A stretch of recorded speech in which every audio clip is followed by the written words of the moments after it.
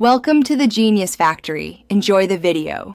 You start by confirming basic but crucial items. Make sure the phone has charge and remove any case or protector that might press on the display. Once done, force a reboot by holding power for 10 to 15 seconds. This clears transient freezes.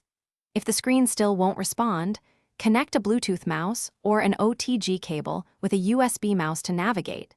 That proves whether the display is dead versus touch digitizer failure. Keep calm and proceed methodically. Next, you isolate software issues. Boot into safe mode to temporarily disable third-party apps that often hijack input. This helps identify whether an app caused the problem. If safe mode shows touch working, uninstall recent apps and reboot.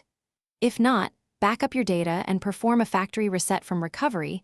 That removes corrupted settings. When software remains stubborn, reflash or update the firmware with the manufacturer's tool. This replaces system files and can restore a non-responsive screen at the OS level. Finally, address hardware causes. If the phone was dropped, a loose display connector or damaged digitizer is likely. You can inspect the flex cable if you're comfortable opening the device, but make sure to power off and remove the battery if removable. Otherwise, replace the screen or bring it to a certified repair shop for safe component replacement. If things still fail, connect to an external display or request a technician diagnosis.